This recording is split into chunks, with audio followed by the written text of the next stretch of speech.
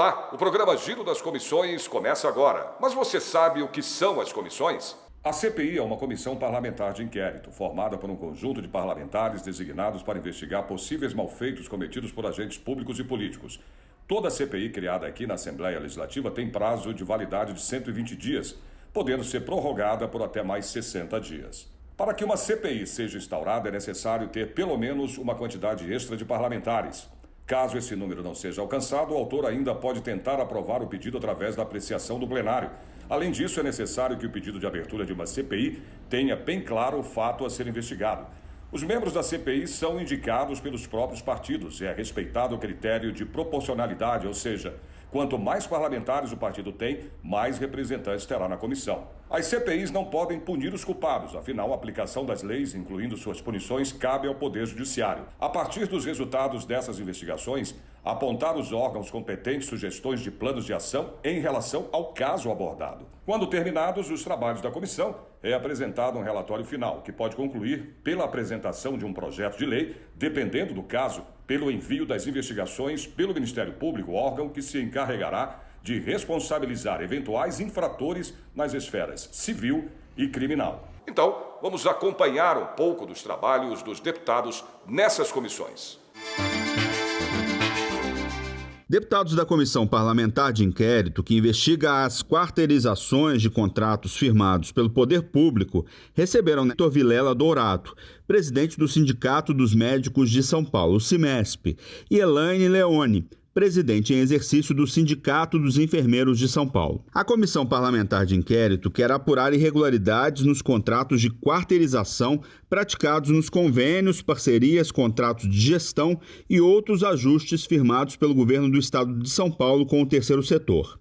O encontro realizado em ambiente virtual foi presidido pelo deputado Edmir Chedid, do Democratas. Durante a reunião, os participantes discutiram os requisitos e o processo de contratação de profissionais da área de saúde e o trabalho técnico que é realizado nos hospitais e na área de gestão. Atualmente, São Paulo possui 86 entidades aptas a firmarem parcerias com a gestão estadual, sendo 51 apenas na área de saúde. Havendo número regimental, declara aberta a 17ª reunião da Comissão Parlamentar de Inquérito, constituída pelo ato de número 24 de 2020, com a finalidade de apurar irregularidades nos contratos de quarteirização praticados nos convênios, parcerias, contratos de gestão e outros ajustes firmados pelo governo do Estado de São Paulo com o terceiro setor. Já constatei quórum regimental e agora faço a chamada nominal de presença. Nobre deputada Janaína Pascoal. Presente, senhor presidente. Presente, a nobre deputada Janaína Pascoal. Nobre deputado José Américo. Nobre deputado Vinícius Camarinha. Presidente, bom dia a Vossa Excelência, bom dia a todos os colegas, bom dia aos nossos convidados. Presente, presidente. Bom dia, querido deputado Vinícius Camarinha, presente. Nobre deputado, primeira vice-presidente dessa comissão, foi segunda ex-presidente, segunda presidente da Casa, ex-primeira presidente da Casa, presidente da Comissão de Saúde, agora vice dessa comissão, deputada Annalise Fernandes. Querido, obrigada pela menção e também um bom dia para todos os colegas, bom dia também para os convidados e presente, Excelência. Presente a nobre deputada Annalise, nobre deputado Tiago Auríquio, nobre deputado Wellington Moura. Presente, senhor presidente. Bom dia a todos. Presente, Excelência, nobre deputado Wellington Moura, nobre deputado Sérgio Vitor. Bom dia, presidente. Bom dia a todos. Presente. Presente, nobre deputado Sérgio Vitor, nobre deputado Alex de Madureira. Constatado o número regimental, solicito à senhora secretária a leitura da ata da reunião anterior. Pela ordem, presidente. Pela ordem, nobre deputada Annalise Fernandes. Para solicitar a dispensa da leitura da ata da reunião anterior. É regimental a solicitação de Vossa Excelência, havendo concordância dos pares, fica dispensada a leitura da ata da reunião anterior. Ordem do dia, nós temos 3 itens na pauta. O item 1, a ordem do dia, é a apreciação dos requerimentos, e com 2 itens, né? Temos a oitiva também e já temos a presença aqui do presidente, para fazer oitiva, do presidente do Sindicato dos Médicos de São Paulo, do presidente do Sindicato dos Enfermeiros de São Paulo, que já se encontram presentes ou representados. Nós estamos aqui com o senhor Vitor Vilela Dourado, que é presidente do Sindicato dos Médicos, e também com a senhora Elaine Leone, que é secretária e representa a presidente hoje, em função, ela está licenciada, a presidente. Nós vamos dar sequência à pauta com os requerimentos.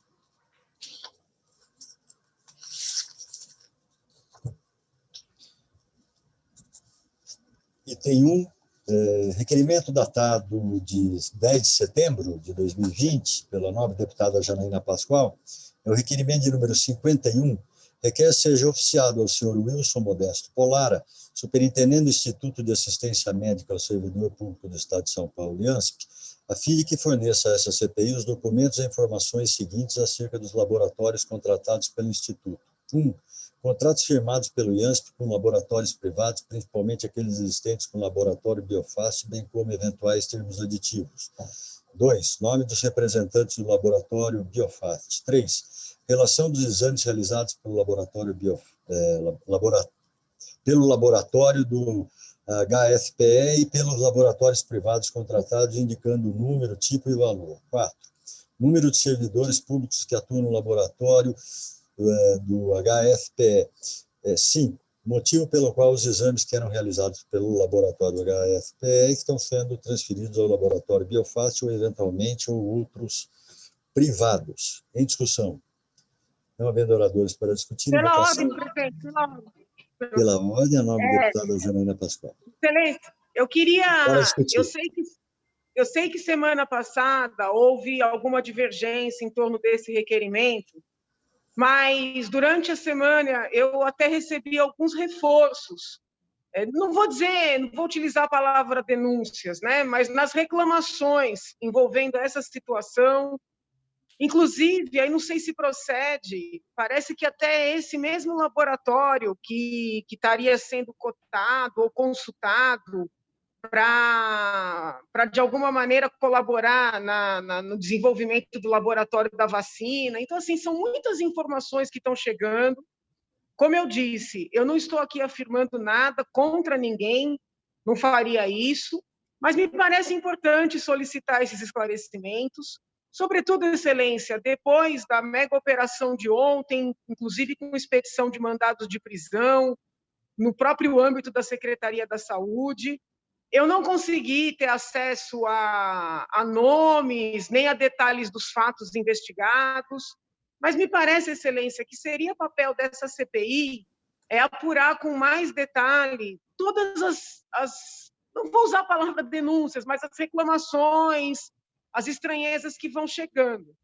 Então, eu peço aos colegas que votem sim ao requerimento, sempre respeitando, né, a autonomia, a independência de cada qual, e eu rogo a Vossa Excelência que paute para a semana que vem, presidente, os meus primeiros requerimentos, não sei se Vossa Excelência se recorda, daqueles meus 2 primeiros requerimentos para ouvir as pessoas que trabalharam ali como intermediárias, né, na compra e venda dos respiradores, presidente.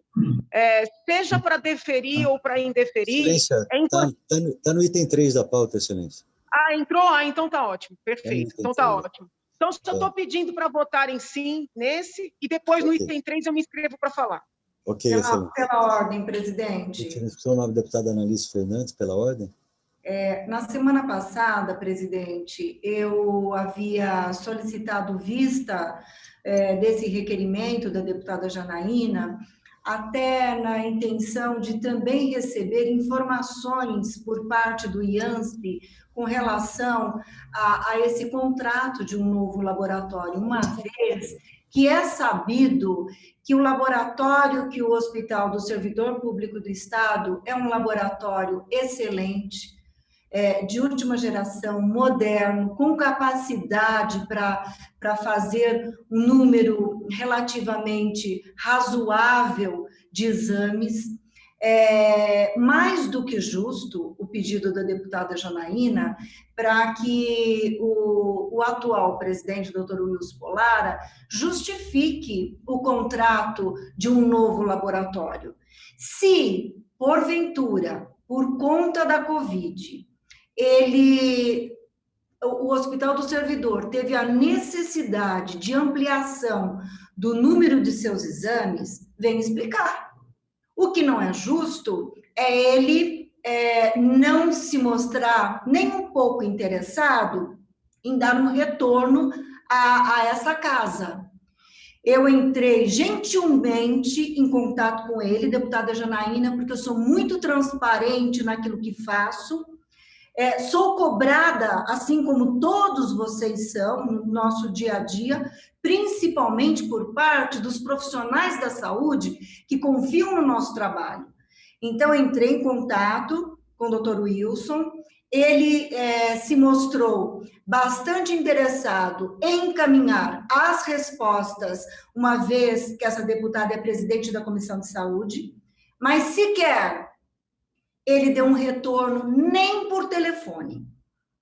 Acho bastante importante, presidente, que todas as autarquias, Secretaria de Saúde, os hospitais da rede do Estado de São Paulo tenham respeito por essa casa.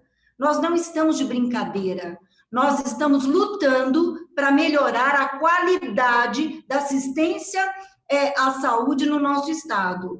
E também acompanharmos cada gestão que se faz com dinheiro público, e nós vamos exigir transparência e qualidade. Portanto, eu vou votar a favor do requerimento da deputada Janaína, mesmo entendendo, deputada Janaína, que ele foge um pouco da questão da quarteirização do serviço, uma vez que o IANSP ele tem autonomia para efetuar esses contratos, mas uma vez que esse tipo de denúncia, vamos dizer assim, ou de perguntas, não sei qual seria a palavra melhor, por parte dos servidores daquela instituição tem chegado até a Assembleia, nosso papel no mínimo, investigar e obter respostas para darmos aos profissionais, aos funcionários, a todos que se servem do Hospital do Servidor Público do Estado de São Paulo, que é um hospital excelente, mas nós precisamos de gestão transparente. Muito bem, Excelência. Continua a discussão. Não havendo mais oradores inscritos em votação, os senhores deputados que aprovam permaneçam como estão. Como é virtual, tem que fazer a chamada nominal, senhoras e senhores deputados. Como vota a nobre deputada Janaína? Eu voto sim, senhor presidente. Vota sim. Nobre deputado José Américo. Nobre deputado Vinícius Camarinha. Nobre deputada Analice Fernandes. Voto sim, excelência. Nobre deputado Thiago Auríquio. Nobre deputado Wellington Moura. Eu voto sim, senhor presidente. Assim, nobre deputado Wellington Moura. Nobre deputado Sérgio Vitor. Voto sim, presidente. Assim, nobre deputado Sérgio Vitor. Nobre deputado Alex de Madureira. Esse deputado também vota Edmir Chedi favorável. Então, aprovado o item 1 da pauta, o requerimento número 51. Tem 2 da pauta. Requerimento datado de 28 de setembro de 2020, de autoria do deputado Edmir Chedi, requerimento número 53. Eu solicito a querida nossa vice-presidente, deputada Analice Fernandes, pode assumir os trabalhos, já que o requerimento de minha autoria, eu não posso proceder conforme regimento, até para que aqueles que nos veem e nos ouvem saibam um pouco do regimento. Eu, como presidente, faço um requerimento, não posso colocá-lo em votação, então passo a presidir os trabalhos a deputada Analice Fernandes. Obrigado, deputada. Prazer.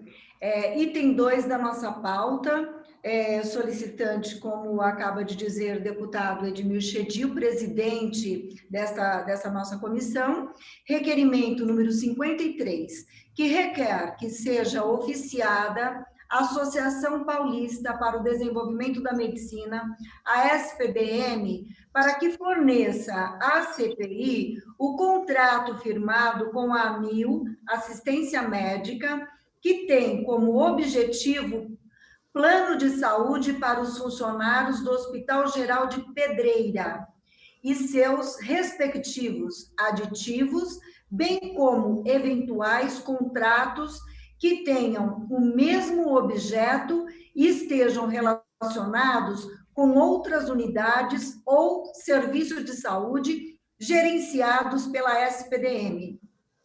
Enviando ainda a relação dos beneficiários do referido plano nos últimos 6 meses, com o nome e a data da contratação do funcionário. Em discussão. Não havendo oradores inscritos, está encerrada a discussão. Em votação do requerimento. Como vota a nobre deputada Janaína Pascoal? Eu voto sim, senhora presidente. Registrado sim de Vossa Excelência. Como vota deputado Vinícius Camarinha? Pela ordem, presidente. Pela Presidenta. ordem. Voto sim, presidenta. Registrado sim de Vossa Excelência. Como vota deputado presidente desta comissão, Edmil Chedi, autor do requerimento? Para votar sim, Excelência. Muito obrigado. Registrado sim de Vossa Excelência. Como vota deputado relator da comissão, Tiago Auríquio? Como vota deputado Wellington Moura? Voto sim, senhora presidente. Registrado sim de Vossa Excelência. Como vota deputado Sérgio Vitor? Voto sim, presidente. Registrado sim de Vossa Excelência. Como vota deputado Alex de Madureira? Como vota deputado José Américo? Como vota... E esta deputada na presidência também vota sim pelo requerimento de Vossa Excelência. E devolvo, nesse momento, a palavra ao nosso presidente titular.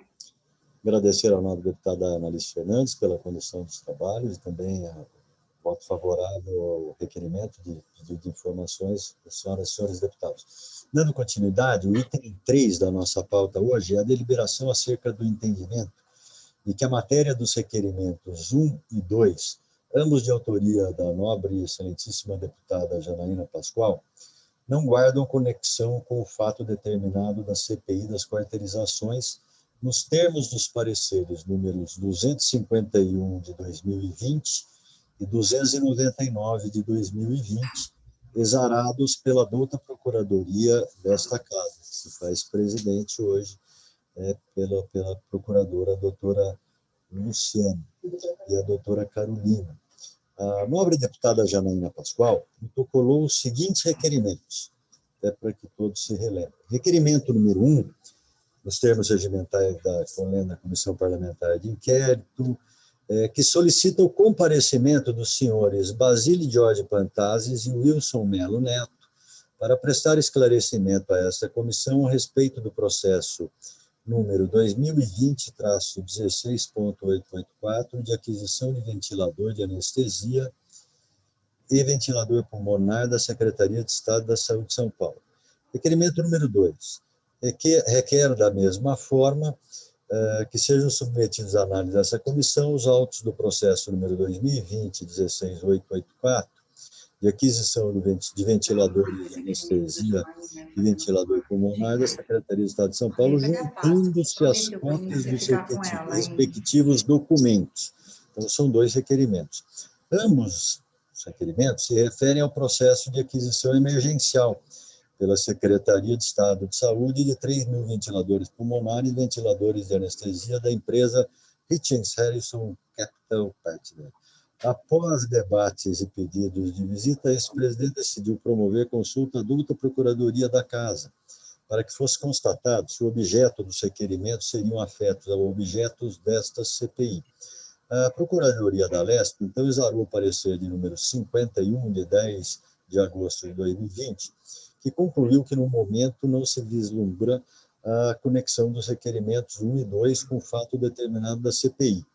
O inteiro teor desse parecer foi levado ao conhecimento de todos os membros da CPI em 11 de agosto de 2020. Após a juntada de novos documentos pela nobre deputada Janaína Pascoal, pedimos a manifestação da Procuradoria, que exarou o parecer de número 299, de 14 de setembro de 2020, que, em linhas gerais, manteve a conclusão do parecer anterior, concluindo, aspas, não ter detectado a configuração de uma situação de subcontratação do objeto e não conseguiu identificar também a presença de alguma entidade do terceiro setor na investigação dos novos fatos apresentados. Fecha aspas. O novo parecer foi levado ao conhecimento de todos os membros dessa CPI em 22 de setembro de 2020.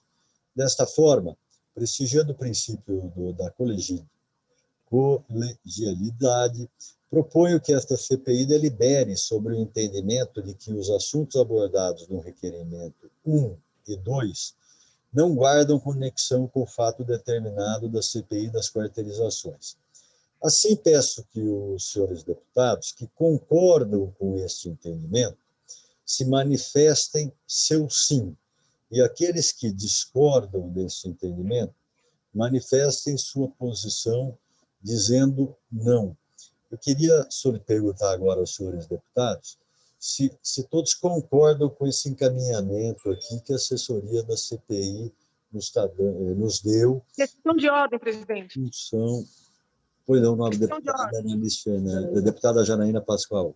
Só para compreender, Excelência, quando Vossa Excelência diz vote sim quem concorda com o entendimento de que a comissão é soberana e, portanto, nós vamos ouvir as testemunhas, é isso? Quem votar sim, está votando sim ao meu requerimento? Não.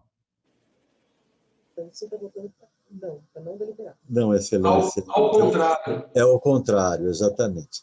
Então, peraí, eu preciso, Excelência.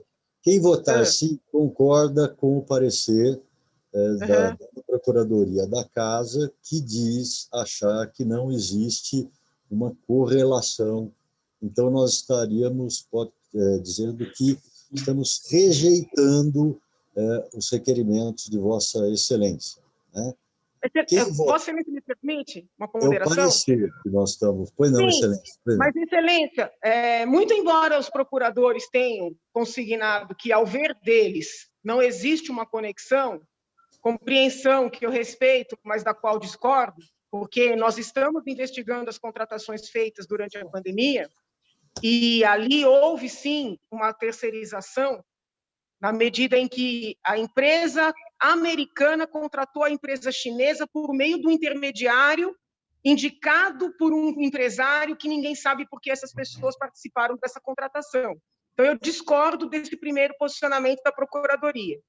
Porém, Excelência, o parecer, na verdade, finaliza dizendo que a CPI é soberana para dizer se vai acatar os requerimentos ou não. Então, com todo respeito, o encaminhamento dado para Vossa Excelência vai gerar uma situação.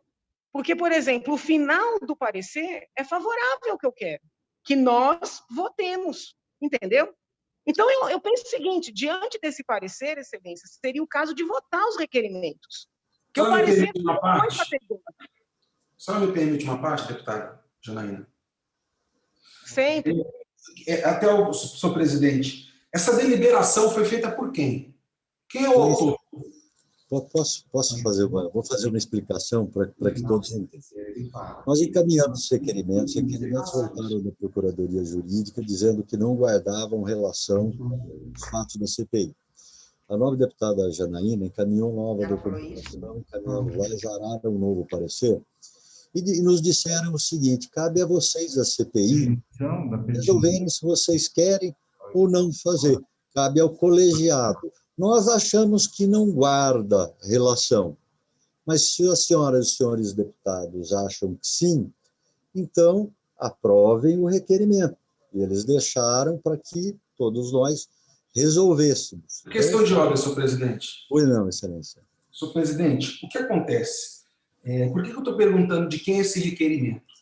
Porque parece que esse requerimento, como não foi procedido pela CPI, esse requerimento parece que é da Procuradoria da Assembleia para a CPI. É isso? A Procuradoria pode apresentar um requerimento apresentando essa justificação? Não. Eu também concordo que não. Então, esse requerimento, esse item 3, quem é o autor dele? Proposta da presidência. Excelência, é minha proposta. Proposta de Vossa Excelência. É minha proposta da presidência para equacionar os dois requerimentos da nova deputada Janaína, 1 e 2, para que a gente decida de uma vez por todas. Queremos votar os requerimentos ou não desejamos? Bom, a Procuradoria deu entendimento, sim, olha, vocês é que têm que avaliar, se vocês querem, pode dizer, ampliar o escopo da CPI, querem avaliar. Realmente, isso é só, Excelência. Pois não, senhor presidente. Mas não discordando de Vossa Excelência, mas eu acho que deveria, ao invés de estar esse item 3 para deliberar, eu acredito que deveria já estar os itens aqui, porque a Procuradoria já se manifestou. Então, Excelência, porque senão nós vamos voltar. Vossa Excelência vai entender. Mas eu estou com a palavra, senhor presidente, para poder só me terminar. Desculpa, eu só estava pedindo uma parte do seu, a parte da Janaína, desculpe. Não, era só para seguir o entendimento, para não perder o entendimento. Então, por que a gente vai votar um item de deliberação para que depois ainda se coloque o item do requerimento da deputada Janaína? Por que então já não colocamos os itens dela direto? A Procuradoria já deu entendimento. Eu acho que nós estamos perdendo tempo, senhor presidente, em votar esse item para que a gente possa ainda colocar o item dela na pauta. Se a gente acatar isso, esse item, em outras palavras, esse item não é válido para que a gente possa colocar ele em votação.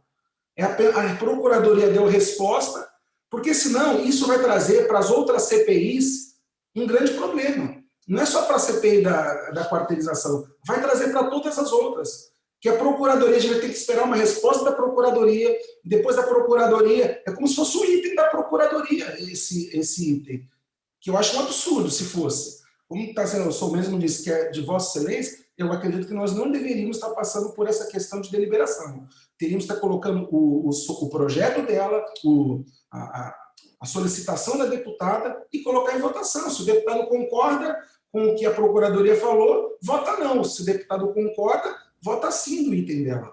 Mas não da forma que está. Apenas minha manifestação, senhor presidente. Obrigado. Obrigado, deputada Janaína. Pela ordem, deputado presidente. Pela ordem, nova deputada Analice Fernandes. Embora, presidente, eu entenda que alguns membros dessa comissão não veem a comissão como plena e capaz de aprovar alguns itens, eu gostaria de sugerir para Vossa Excelência que coloque em votação no nosso plenário aqui, para que a gente possa deliberar imediatamente a respeito dos dois requerimentos da deputada Janaína. Até entendo que não são afetos a essa comissão, mas a situação que nós estamos vendo no estado de São Paulo e todos os rumos tomados em virtude de desvios de dinheiro público, me perdoa, mas eu acho muito importante que essa CPI, nesse momento, não se furte a ouvir os membros, a solicitação do requerimento. Eu acho que é importante, vai colaborar, e mesmo a Procuradoria da Casa tendo dito que o assunto abordado pelos requerimentos não são pertinentes, eu entendo que eles são pertinentes também nesse momento, haja visto o que nós presenciamos ontem pela imprensa e todos os problemas acontecidos tanto na Câmara Municipal de São Paulo, como na Secretaria de Saúde. É importante verificar como foi utilizado. Quem fez as coisas de forma correta não tem que ter medo de forma nenhuma. Venha aqui, explique e acabou. voto a favor dos requerimentos da deputada Janaína, porque tenho coerência com a mesma votação que fiz com relação ao IANSP agora.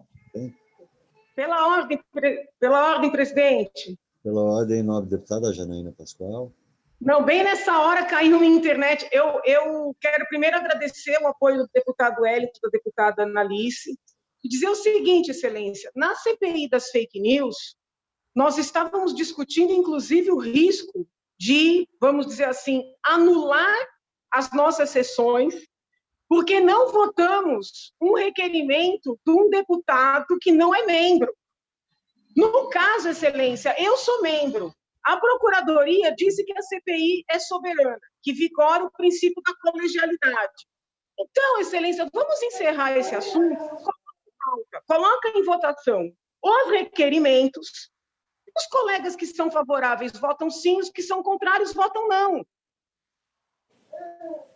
Muito bem, excelências. Quero registrar aqui que eu nunca fui contra a votação dos requerimentos. Nós só tomamos cuidados jurídicos para que a gente não tenha uma dissolução de continuidade na CPI em função de uma medida judicial de alguém que se sinta prejudicado. Por isso que nós tomamos todos os cuidados em encaminhar a Procuradoria para que eles exarassem o parecer. Vitor Vilela Dourado, presidente do Sindicato dos Médicos de São Paulo, Simesp, falou sobre as denúncias que chegam ao sindicato. Elaine Leone, presidente em exercício do Sindicato dos Enfermeiros de São Paulo, falou sobre as denúncias de cooperativas irregulares no estado e sobre as contratações em época de pandemia. Para os deputados integrantes da comissão, é preciso criar um arcabouço jurídico para fiscalizar organizações sociais que são verdadeiras empresas e geram lucro. Dando sequência a esta sessão, nós temos aqui presença dos nossos convidados e vamos passar agora a proceder às oitivas, então. Inicialmente, do senhor Vitor Vilela Dourado, presidente do Sindicato dos Médicos do Estado de São Paulo, a quem desde já agradeço a sua presença e da sua equipe, o seu acompanhamento desde o início das sessões, e posteriormente a senhora Elaine Leone, que é presidente em exercício do Sindicato dos Enfermeiros do Estado de São Paulo. Nós aqui, doutor Vitor, temos um procedimento na CPI, quero abrir a palavra ao convidado ou convocado para que ele faça a sua apresentação, a sua explanação, que ele pode contribuir com essa CPI, que fala sobre as quarteirizações, e depois a gente abre a inscrição dos senhores deputados, que o fazem pelo chat, para que eles, em 10 minutos, possam questioná-lo e receber devolutiva de vossa senhoria na contribuição aqui dessa CPI. Então, passo a palavra à vossa senhoria, o doutor Vitor Vilela Dourado, agradeço a sua presença. Já passo a palavra aí, de 5 a 10 minutos, para que você faça a explanação e depois a gente dá a sequência de perguntas e respostas. Muito obrigado. Obrigado, senhor presidente. Muito bom dia aos deputados, bom dia àqueles que estão nos assistindo, bom dia a Elaine, a colega Elaine, do Sindicato da Enfermagem. Quanto tempo o senhor falou que temos, senhor presidente, tá, essa apresentação inicial?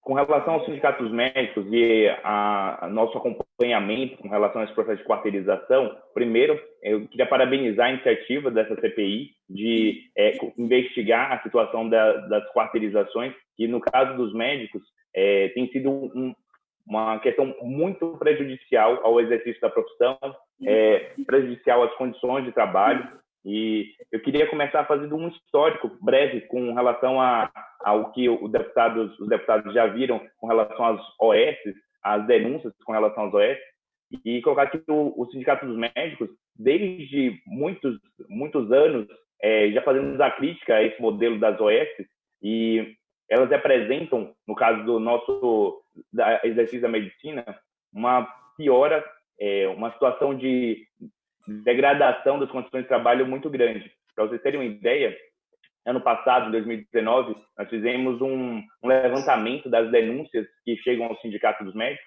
e percebemos que as OS sozinhas representam por 50% das denúncias que chegam. Então, a gente, somando as denúncias de todos os serviços públicos, municipais, da capital e do interior, e dos serviços estaduais, dos serviços dos hospitais privados e as outras unidades privadas, as OS sozinhas representam metade de todas essas denúncias. Denúncias sobre condições de trabalho, sobre salários atrasados, sobre sobrecarga de trabalho.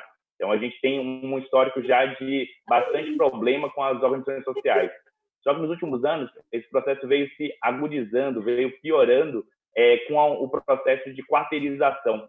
E já vinha de antes, mas em especial após a reforma trabalhista, essas formas de contratação precária, elas praticamente se generalizaram. Então, a gente teve uma expansão cada vez maior dessas formas de quarteirização. Aqui em São Paulo, agora durante a pandemia, esse problema das quarteirizações que já vinha de outros anos, que agudizou ainda mais com a pandemia. Então, o que a gente pode ver, como é tema da discussão dos senhores com relação aos hospitais de campanha, nos hospitais de campanha, praticamente toda a força de trabalho médica ela foi quarteirizada. E quando eu falo quarteirizada, no caso dos médicos, é praticamente sinônimo de pejotizada. Então, os vínculos de trabalho foram degradados e em vez de vínculo CLT, o que a gente tem entre esses profissionais é que eles são, na sua maioria, PJ. E aí, nesse modelo PJ, há várias subcategorias, né? Há várias formas de se apresentar. No caso dos hospitais de campanha, o que a gente teve é que, por exemplo, no hospital do AMB, a OGS, que era a empresa quarteirizada para fornecimento de força de trabalho dos médicos, ela criou uma forma em que os médicos se associavam a ela como sócios minoritários dessa empresa, e recebiam seus salários a partir de dividendos. Na reportagem, uma questão de ordem, presidente. Uma questão de ordem, presidente. Presidente. Nobre deputada Analice Fernandes, a questão de ordem. Eu estou ouvindo aqui atentamente o presidente do sindicato, eu só gostaria de solicitar que, quando ele se referisse às OSs, ele pudesse dar nomes, porque como nós temos, viu, presidente, OSs boas e OSs, como diz Vossa Excelência, picaretas, quando ele cita as OSs, ele fala especificamente dando nomes a elas, por gentileza. Tá certo, claro, por favor, senhor Vitor, quando claro, se referir alguma que tem problema, até para que a gente possa fazer a investigação. Há uma sugestão da nobre deputada Janaína Pascoal, inclusive, que a gente também depois já possa rapidamente ouvir a senhora Elaine, e a gente faz o questionamento aos dois ao mesmo tempo, porque assim todos concordam dessa forma? Pelo jeito, sim. Então, nós vamos acabar de ouvir o Vitor, ouvimos a senhora Elaine, e daí fazemos questionamento aos dois juntos para tentar agilizar o procedimento aqui, ok? Obrigado, nobre deputada Analice. Devolvo a palavra ao Vitor Dourado. Excelente. Então, vamos lá. Com relação ao hospital de campanha do ANIMB, que foi o maior hospital de campanha, e também, no caso do Sindicato dos Médicos, foi o maior gerador de denúncias dos profissionais. No hospital do ANIMB, a gente teve duas OS principais, a IABAS e a SPDM. E essas OS, elas contratavam outras empresas para o fornecimento de força de trabalho dos médicos. No caso do ANIMB, era a OGS. O ANIMB, o hospital do ANIMB e o do Pacaembu, eles eram de gestão municipal. E, pelo que eu sei, o ANIMB recebia também algum tipo de verba a nível estadual. Então, também faz parte do escopo da investigação de vocês. Mas a gente tem, por exemplo, o hospital de campanha do Ibirapuera, que ele era estadual, e a administração dele, a OS, que é a administradora, era Secons. Também, da mesma forma do ANIMB, também tinham empresas quarteirizadas que faziam fornecimento de força de trabalho dos médicos, que era a Valorimed, a Prime e a Bueno. 3 empresas que faziam essa contratação das forças de trabalho dos médicos. Eu me referia tanto a do ANB como do SECUNS, de uma forma geral, porque o processo de quarteirização e pejotização dos médicos era muito semelhante. Mas entendo a questão da deputada Analice. Uma outra questão com relação a isso é que esse processo não começa de agora. Então, assim, mesmo os contratos de gestão já firmados, tanto no atendimento da atenção primária como nas redes de atenção secundária, rede de hora certa, rede de procedimento, já havia esse processo de pejotização. Só que agora, durante a pandemia, ela mostra sua face mais cruel em relação aos profissionais, que a falta de vínculo de trabalho fez com que, por exemplo, os médicos que adoecessem nos hospitais de campanha, eles não tivessem nenhum tipo de garantia, nenhum tipo de proteção. Então, ao adoecer, eles eram retirados das escalas e ficavam sem nenhum tipo de proteção legal, ficavam sem nenhum tipo de remuneração durante o período de afastamento. Na nossa visita ao hospital de campanha do ANB, discutindo com os gestores da SPDM, eles não tinham sequer um levantamento sobre quantos profissionais tinham adoecido, quantos tinham se afastado. Eles colocavam em que eles tinham uma alta rotatividade de profissionais, mas o acompanhamento desses profissionais, o adoecimento ou não deles, a abertura de CAT, de comunicado de acidente de trabalho, também não era feita pela SPDM e eles não dispunham dessas informações. Ou seja, esses profissionais eles não ficavam nem sob responsabilidade da prefeitura, nem sob responsabilidade da SPDM ou das outras OS, era largado à própria sorte. Esse tipo de contratação, entre aspas, esse tipo de contratação através de PJ, de sócios minoritários, ele em si, a gente já fez denúncias no Ministério Público do Trabalho, fez denúncias na mesa técnica da prefeitura, fez denúncias em várias instâncias sobre a nossa visão de irregularidade desse tipo de vínculo, porque ele configura das diversas formas. A gente tem um canal de denúncias recente, por exemplo, que aponta que esses profissionais eles usam um aplicativo de ponto digital. Esse aplicativo de ponto, tem o Dr. ID e o Doctor, que é um aplicativo de ponto eletrônico em que eles têm que bater ponto ao entrar no trabalho e ao sair do trabalho. Eles têm uma escala de trabalho fixa. Então, assim, todas as configurações de um vínculo de trabalho formal, só que sem os mesmos direitos e nessa situação de vulnerabilidade extrema que eu estava colocando. Então, para a gente colocar que essa situação dos hospitais de campanha agora mostraram como isso é perverso para os profissionais como um todo, né? Como que isso deixa eles numa situação muito vulnerável. Uma outra coisa, além disso, é a questão de assédio e de como eles têm vínculos de trabalho muito frágeis. Muitos deles não conseguiam sequer fazer, eles têm muito medo de se expor, de colocar qualquer tipo de denúncia, porque a qualquer momento eles podem ser retirados dos seus postos de trabalho. Nós já tivemos casos no sindicato de profissionais que fizeram a notificação da falta de equipamento de proteção individual em outras unidades, não só de campanha, e foram dispensados do trabalho na sequência. Já tivemos casos nos hospitais de campanha de profissionais que gostariam de encaminhar pacientes para outros níveis de atenção, mas como seu vínculo de trabalho é muito frágil, ao entrar em confronto com a direção da unidade, também colocado para fora. Então, assim, essa forma de vínculo deixa eles também muito vulneráveis a esse tipo de assédio, e até o exercício básico da profissão, até o exercício básico do atendimento de qualidade é prejudicado. Ainda com relação ao impacto disso no atendimento da população, nós temos que os treinamentos, a formação desses profissionais em serviço, ela é prejudicada. A rotatividade deles é muito grande. E daí, quando eu falo isso, eu comento dos hospitais de campanha, mas em outras unidades do Estado, a gente tem municípios que promover uma terceirização, uma pejotização completa, a rotatividade de profissionais é muito grande, inclusive na atenção primária, que acontece em outros lugares.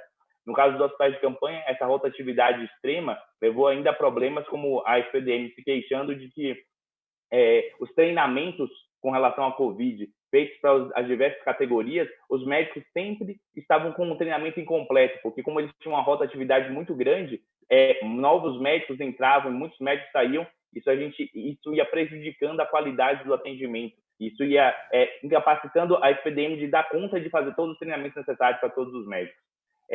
Enfim, para não me alongar muito, queria colocar que essa forma de pejotização, ela já vem de algum tempo, ela piora agora durante a pandemia, e essa CPI pode ter um papel importante da gente conseguir até abrir mais os dados sobre isso. A gente não sabe, por exemplo, quantos profissionais, quantas unidades, quantos serviços têm quarteirizados no interior dessas OS. A questão de transparência, que a gente já tinha dificuldade de transparência das OS, dessas formas quarteirizadas, isso é ainda pior. E para completar também, um outro discurso que é muito comum, de que da questão de remuneração, esses profissionais, a remuneração deles vai cada vez caindo mais, porque quando a gente tem o serviço público, que contrata uma terceirizada, que contrata uma quarteirizada, e que, por vezes, contrata uma quinteirizada, mais uma empresa, são várias empresas que ficam nesse caminho, o salário dos profissionais vai ficando desses intermediários. Então, obviamente, a remuneração do profissional na ponta vai cada vez caindo mais. Então, assim, para os profissionais e para a população, não há nenhum tipo de ganho com esse tipo de contratação. E mais uma coisa, o que eles argumentam como uma maior capacidade, uma maior flexibilidade de atender os postos de trabalho, de completar a escala, o que a gente vê com esse processo de quarteirização é o contrário, furos na escala sendo muito comuns, sendo quase regra. E a gente tem, inclusive no nosso canal de denúncias de vários plantões de cobertura sendo feitos pelo WhatsApp. E daí, como não há plantonistas fixos, essa rotatividade é muito grande, muitas vezes há buracos na escala. E esses buracos na escala, imaginamos que fique já que a empresa é contratada para fornecer uma quantidade certa de profissionais e ela sempre oferece menos, porque há sempre buracos na escala, isso faz com que esse valor fique para essas empresas terceirizadas, quarteirizadas, e não seja realmente usado para o atendimento da população na ponta. Então, enfim, era isso que eu queria colocar para a introdução e fico à disposição para as perguntas, para responder as perguntas dos deputados. Muito obrigado. Bom, da mesma forma, então, como definido, obrigado pelas suas falas iniciais, Vitor Dorato, e as suas explanações. Passo agora a palavra, então, à senhora Elaine Leone, que representa aqui o Sindicato dos Enfermeiros do Estado de São Paulo. Gostaria de agradecer muito a sua presença. Ela também está acompanhada do advogado André Luiz Caetano, que também já fez aqui, prestou as informações da sua OAB, procuração, caso for, está aqui o doutor André Caetano, prazer também conhecê-lo e tê-lo na nossa CPI. Vou passar da mesma forma a palavra, então, à senhora Elaine, desde já agradecendo a sua presença, fazendo as suas considerações iniciais, e depois passamos para o debate. Muito obrigado, tem a palavra, Vossa Senhoria. Bom dia a todos e todas. Hoje eu estou como presidente interina, porque a nossa presidente está afastada aí por causa do processo eleitoral, né? Nós, Sindicato dos Enfermeiros, há muitos anos, a gente já vem discutindo sobre as cooperativas, porque nós entendemos que a enfermagem é terminação fim, atividade fim, né? Então, nós não podemos estar participando de cooperativas. E as cooperativas, para a gente estar participando, a gente teria que estar montando elas, e não sendo funcionário dela, porque a gente não consegue trabalhar desse jeito dentro dos hospitais, né? E acho que nós somos um dos sindicatos que mais fizemos denúncia sobre cooperativas fraudulentas aqui no estado de São Paulo em termos de saúde, tá? Depois, se quiser, a gente consegue passar a relação, porque eu não lembro de todos os nomes agora, o doutor André talvez possa passar. Em questão à pandemia, que é a nossa discussão aqui hoje, né? Os enfermeiros, nós tivemos várias denúncias, de tudo quanto é tipo. Primeiro foi de material de EPIs, né? Que a gente tem problema até hoje, né? Com material de EPI, de todos os hospitais de campanha e dos hospitais públicos ou privados, né? Por quê? Primeiro que as EPIs, no começo, não tinham qualidade para os trabalhadores, máscaras principalmente. Não era dado máscara nem a N95, nem a PFF2, era dado máscara cirúrgica. Tanto é que o maior índice de mortalidade da categoria da saúde continua sendo dos enfermeiros, depois dos auxiliares e técnicos, que estão na linha de frente. Os aventais também não eram de qualidade. Passou-se a primeira leva, primeiros 2, 3 meses, acertaram o material, mas só para quem estava no covidiário. Então, quem está no covidiário tem luva, tem avental, tem máscara e tem o shielder. Quem está na retaguarda não tem esse material. Ainda, então, até hoje, nós, enfermeiros auxiliares e técnicos, apesar de eu ser Sindicato dos Enfermeiros do Estado de São Paulo e representamos essa categoria, certo? Mas eu vou falar enfermeiros auxiliares e técnicos, porque é o que a gente está na retaguarda e a gente está sofrendo, porque a retaguarda não está tendo material para trabalhar, ou o material não é de qualidade adequada para trabalhar. Hoje, nós temos pacientes que não apresentam nenhum sintomas e estão contaminados. Chegam ao hospital e esses enfermeiros, auxiliares e técnicos que estão na retaguarda, não tendo material adequado, se contaminam, ok? Salários. Da nossa denúncia que nós recebemos dos hospitais, que os enfermeiros estavam sendo contratados e, para poder ser contratados, eles tinham que dar todo mês R$10 para a organização social.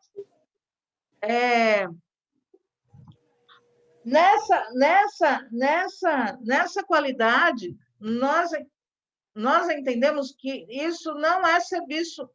Quando nós contratamos, quem tem que ficar responsável, quando nós somos contratados, quem tem que ficar responsável disso é a contratada, e não nós termos que pagar para podermos trabalhar, né? Que é o que estava acontecendo em alguns hospitais. Outra coisa, quando o profissional ele é contratado por uma OS, nós temos convenção coletiva de trabalho, e não era seguida a nossa convenção coletiva de trabalho para os profissionais. Tanto é que estes profissionais de alguns hospitais de campanha estavam sendo contratados por plantões, recebendo uns R$140 e outros R$160 por plantão. Nós, enfermeiros, nunca trabalhamos assim, porque nosso trabalho é do cuidar. E o cuidar que nós entendemos, ele tem que ter continuidade. Então, nós temos que instalar todos os plantões para mostrar ou passar o plantão da continuidade daquilo que estava acontecendo com o paciente, ok? Nos hospitais de campanha, nós tivemos muita denúncia de assédio moral em cima dos trabalhadores, porque tinham que render ou tinham que usar o mínimo possível ou estragar o mínimo possível de material de contaminação. Então, isso também foi muito ruim, muito estressante para os trabalhadores da saúde. EPIs, nós, sindicatos dos enfermeiros, além de entrar com liminar para EPIs, nós também entramos com liminar para fazer as testagens nesses trabalhadores. A cada 15 dias. A maioria nós ganhamos, está mantida a liminar. Só que muitos hospitais alegam que não têm condições ou colocam os enfermeiros nas pautas de reuniões que a gente está falando com o tribunal, para o enfermeiro falar que ele não quer ser testado.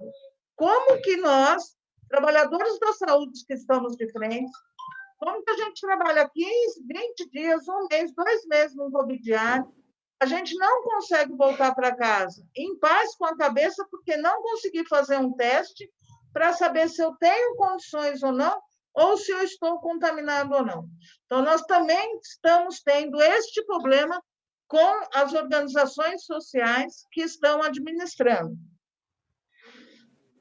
E, por fim, que não tem nada a ver com a administração, mas tem a ver com a profissão, o estresse do enfermeiro. Só esqueci de mais uma coisa. E tem hospitais que, no começo, organizações sociais, que deixavam os enfermeiros de quarentena para eles não voltarem para casa para ver seus familiares. Eles só podiam voltar depois de uma certa quantidade de tempo. Então, nós temos N problemas ligados a todas essas organizações sociais, tanto financeiras como assédios a esses trabalhadores, que é diferente dos médicos, né? Nós, a maioria dos enfermeiros, eles foram contratados por período determinado, não indeterminado, por 3 meses, aumentaram por mais 3 meses, Conforme aumentava os leitos, aumentava o contrato de trabalho dos enfermeiros, e conforme diminuía os leitos, iam dispensando os trabalhadores.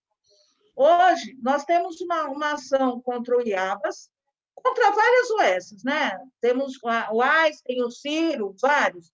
E hoje a gente tem uma ação contra o IABAS, que era, eles tinham os trabalhadores no hospital do Anhembi, 186 enfermeiros, se não me engano, 163.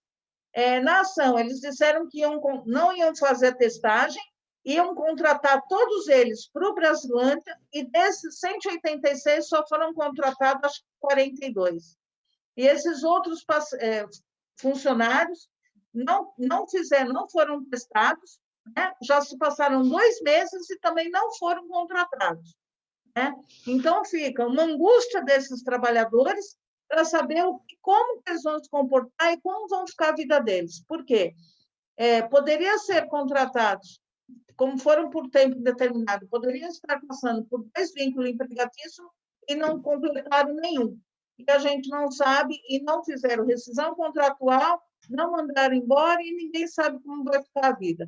Eu acho que o doutor André poderia completar mais um pouquinho nesse tempo que me resta. Doutor André. Seja bem-vindo, doutor André. Complemente a doutora Eliane solicitou. Agradeço, Vossa Excelência, presidente, cumprimento todos os deputados presentes, a nós presentes sindicatos enfermeiros, a enfermeira Helena Neone, presentes sindicatos médicos, doutor Victor Dourado, e estamos aí juntos nessa batalha. Acredito que a Helene já conseguiu demonstrar bem do que foi feito desde o começo da pandemia, que continua sendo feito até agora, em relação a diversas milhares de denúncias que os sindicatos enfermeiros recebeu.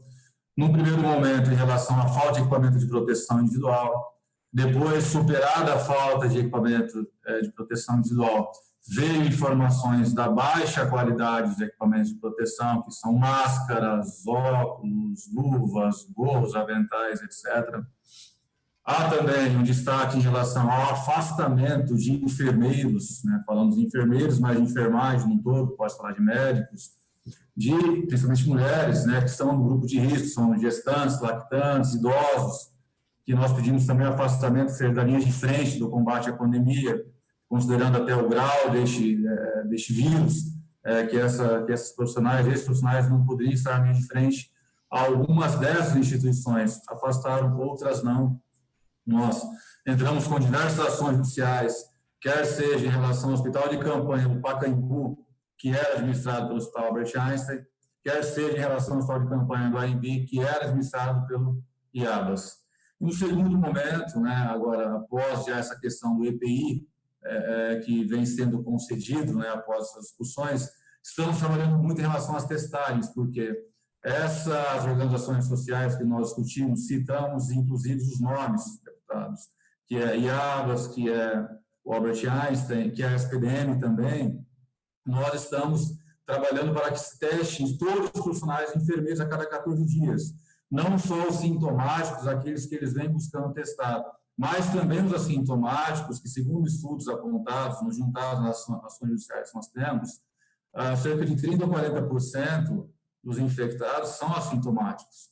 Então, o profissional enfermeiro está trabalhando sem saber que está infectado, podendo infectar pacientes, podendo infectar usuários, podendo infectar demais colegas. Então, nós estamos trabalhando muito em relação a essa testagem dos profissionais enfermeiros. Já foi citado a questão da pressão psicológica, da categoria, de eventuais assédio moral, enfim. O que vem sendo discutido também em diversos procedimentos junto ao Ministério Público do Trabalho são esses contratos de trabalho precário. São contratos a prazo determinado, 30, 60 ou até 90 dias, onde o profissional não há garantia nenhuma nesse sentido, em que nós estamos entrando com diversas denúncias no Ministério Público do Trabalho, além das ações judiciais. Então, resumidamente, é isso que os sindicatos enfermeiros vêm fazendo, atuando em relação à proteção dos enfermeiros, quer seja com a EPI, quer seja com a testagem, e também, junto com o Ministério Público do Trabalho, visando fiscalizar esses contratos de trabalho, que muitas vezes nós sabemos que são precários, são fraudulentos. Claro que, neste momento, o intuito é preservar a população, mas também tem que preservar a saúde dos profissionais. Caso Vossas Excelências tenham perguntas, alguns questionamentos a fazer, ficamos à disposição. Muito obrigado, doutor André Caetano.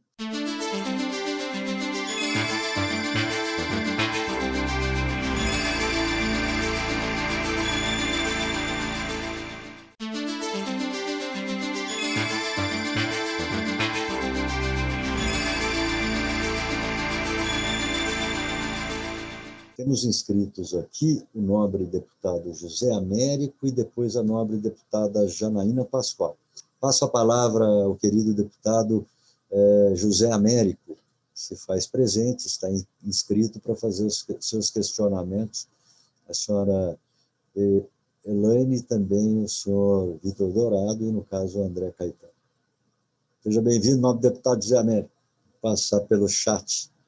Nobre deputado José Américo. Está me ouvindo? Agora vocês estão me ouvindo? Sim, Excelência. Opa!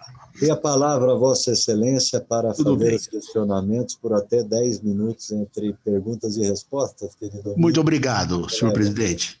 Eu vou levar só umas duas, é brincadeira, são 5 minutos. Tá? Queria saudar todos os... Eu sei do meu tempo a Vossa Excelência. Não precisa. A todos os nossos amigos, integrantes da CPI, aos convidados, o doutor Vitor Vilela Dourado, que é o presidente do Sindicato dos Médicos, a Elaine Leone, que é presidente do Sindicato dos Enfermeiros, os demais acompanhantes, o senhor Vitor Dourado, do CIMESP, né? Bom, é o seguinte, senhor presidente, eu gostaria de perguntar, isso aí acho que vale tanto para o Vitor Vilela quanto para a doutora Elaine, que é o seguinte, o que vocês entendem, na opinião de vocês, por quarteirização da mão de obra?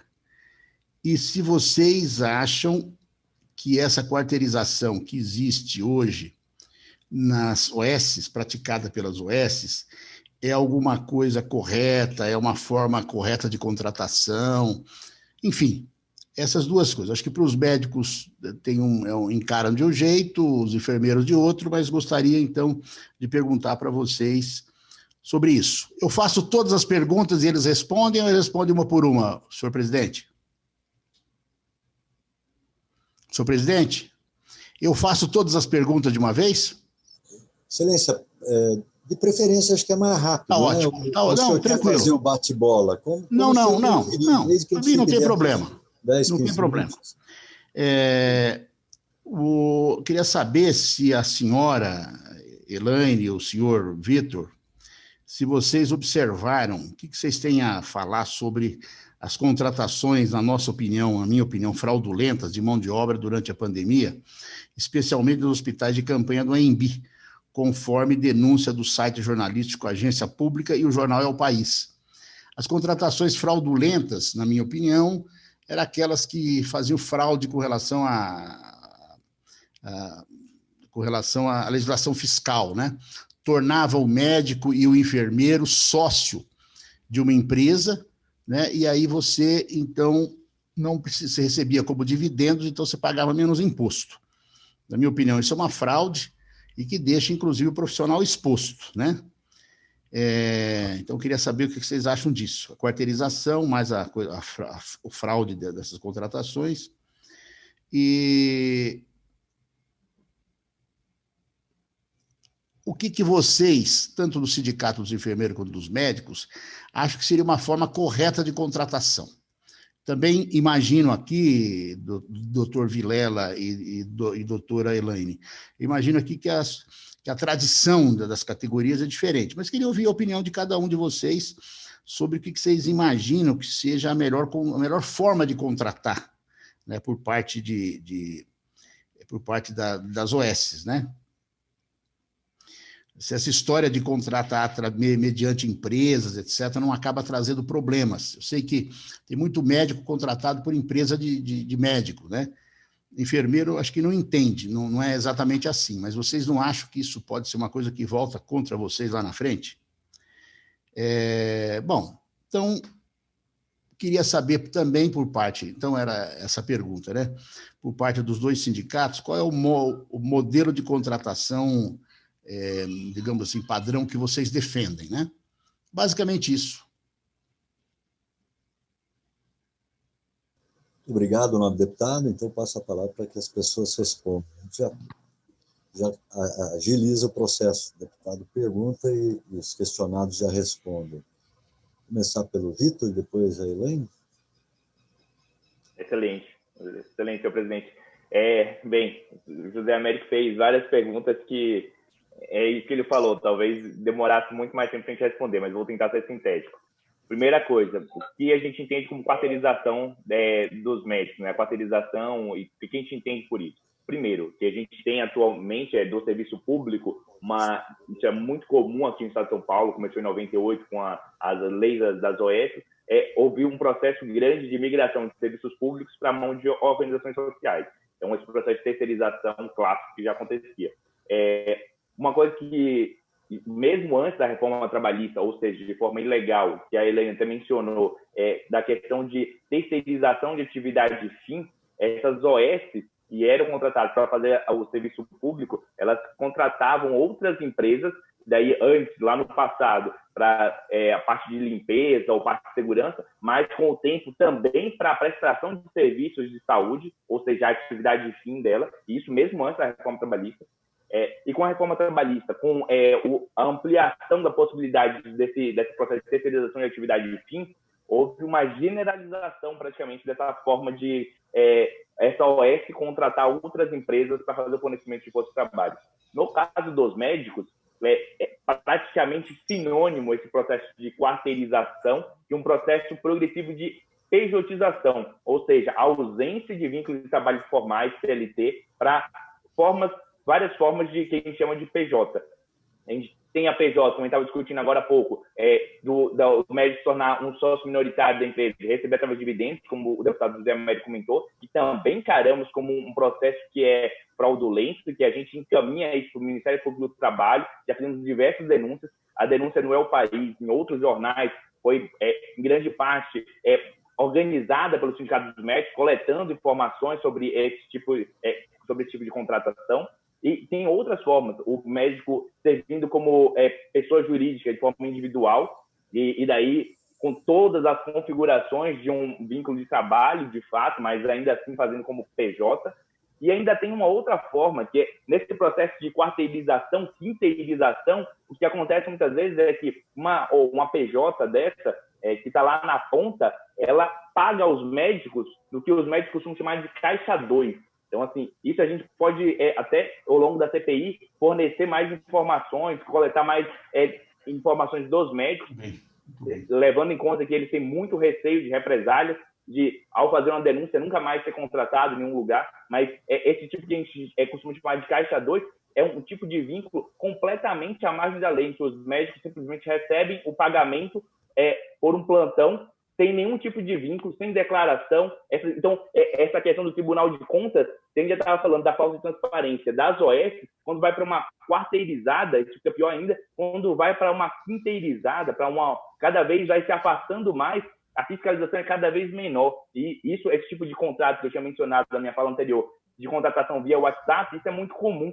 O médico recebeu o pagamento sem nenhum tipo de declaração. Ele não pode declarar imposto de renda porque esse pagamento não existiu. Então, olha o grau de irregularidade que a gente tem que se deparar nesse serviço. Então, primeira coisa, a questão da quarteirização, no caso dos médicos, é praticamente sinônimo de pejotização e precarização de vínculos de trabalho.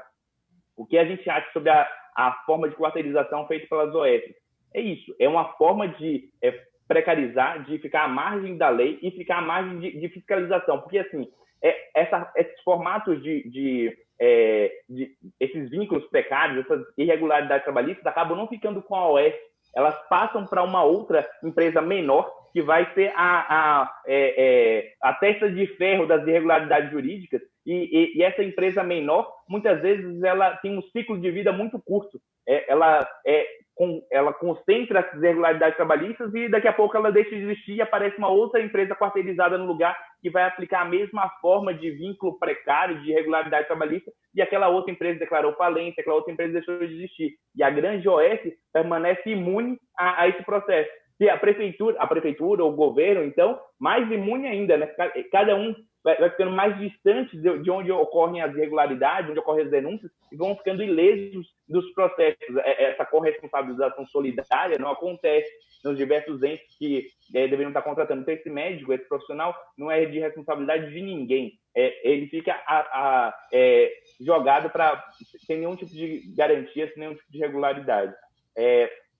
O que mais que o José Américo perguntou sobre o que a gente acha sobre as contratações denunciadas em ao país. A gente considera isso de uma precarização do trabalho do médico gigantesca. Depois que houve esse processo de quarteirização cada vez mais intenso, isso não começa agora na pandemia, o número de calotes dos profissionais de saúde cada vez é crescente. Então, o que acontece, por exemplo, uma OS na gestão de uma unidade, ela paga o salário com mais ou menos 2 meses de atraso. E daí o que acontece é que quando acaba o contrato dela, esses 2 meses que é a diferença entre o trabalhado para o recebido, essas OS dão calote. Quando eu falo as OS, aí, muitas vezes são OS, tem as grandes OS que a gente destaca aqui em São Paulo, mas tem OS pequenas, OS que servem para municípios, inclusive na CPI, a Santa Casa de Pacaembu esteve envolvida recentemente em denúncias, em investigação. É um dos exemplos que a gente tem em Osasco, por exemplo, são essas OS menores, que elas praticam as irregularidades quase que diretamente. Enquanto as OS grandes, elas contratam outras empresas menores para fazer esse processo de quarteirização e irregularidades trabalhistas, na nossa avaliação, essas OS menores, elas acabam fazendo a contratação ou essas formas precárias de vínculo diretamente. Então, assim, nós consideramos isso muito danoso. O José Américo perguntou com relação historicamente, né, como que os médicos encaram isso. Olha, uma coisa interessante a gente ver é que, assim, os médicos, eles foram caindo numa armadilha. Que, assim, o Sindicato dos Médicos defende desde sempre a contratação por emprego público, por profissionais estatutários. O que acontece é que, ao longo do tempo, esses profissionais foram ficando com salários cada vez mais defasados, muito defasados. Então, se você for ver o valor do salário em relação ao que é praticado no mercado, chega a 1/3 ou 1/4 do valor praticado no mercado. Então, assim, é intencionalmente feito para que não seja viável esse vínculo público.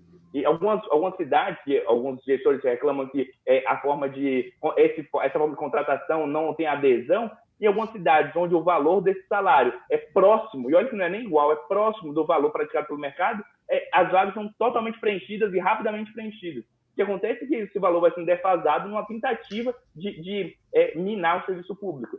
E o que acontece é que com as OS aconteceu de forma semelhante. Os vínculos CLT, eles foram, no começo, os vínculos PJ, os contratos PJ, eram atrativos para os médicos, só que acontece que, por não fazer parte da legislação trabalhista, não ter garantias, não ter garantia de reajuste, esse salário vai ficando cada vez mais defasado. Tem muitos lugares de vínculo PJ em que não há um aumento do salário há 5 anos, o salário está congelado há 5 anos. Ou seja, por não fazer parte das regulações da CLT, ter as garantias trabalhistas, esse salário vai ficando congelado. E agora não tem mais opção de outros vínculos formais de emprego. Nos hospitais de campanha, praticamente 100% dos vínculos de trabalho para os médicos era PJ. Boa parte dos vínculos que aparecem agora, e a Helene comentou do Einstein, o Einstein estava no processo de terceirização do Hospital do Campo Limpo. O Campo Limpo, a forma de contratação que o Einstein estava propondo é PJ para todo mundo. Então, assim, essa forma de vínculo PJ, ela se generaliza, não tem mais opção. E quando aparece uma opção CLT hoje em dia, coisa rara no mercado médico, ele tem grande adesão. Claro que se é feito para realmente tentar contratar, porque é isso que eu falei, lançar um vínculo CLT com um salário de 1/4 do que é praticado no mercado, isso obviamente não vai ter adesão. Desculpa eu me alongar tanto, então, só para colocar isso de que essa forma de contrato precária é vista com muito... a gente do Sindicato dos Médicos é muito contrário a ela. E a gente acredita que essa forma de vínculo PJ, no começo, foi colocada de uma forma mais atrativa, como isca, como armadilha, para que as pessoas deixassem seus vínculos CLT para os vínculos PJ, só que depois de cair nessa armadilha, agora não aparece mais possibilidade de contrato PJ, de contrato CLT, e o contrato PJ cada vez vai levando a falta de pagamento, a calotes cada vez mais frequentes. E agora os médicos não conseguem fugir disso. Desculpa ter me alongado, era isso que eu ia colocar. Só pela ordem, senhor presidente. Senhor presidente? Não, excelência.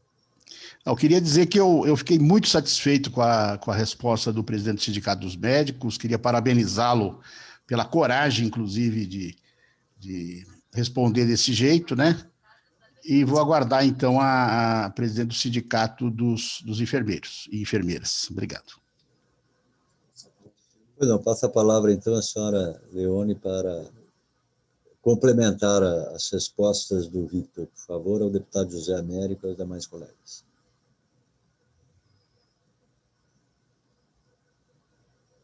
Doutora Elaine, a senhora está sem som, precisa abrir o som. Agora sim. Vamos lá. Deputado José Américo, bom dia ainda. Bom dia, querida. Oi. Nós estamos ouvindo. Elaine, tranquilo, tá? Bom dia, doutor José Américo. Muito obrigado. Bom dia, Elaine. Eu vou tentar responder de uma forma bem tranquila todas essas perguntas, bem tranquilamente, em relação às enfermeiros e enfermeiras. Nós somos pelo vínculo direto, serviço público, tem que ter concurso público para esses trabalhadores. E um salário digno.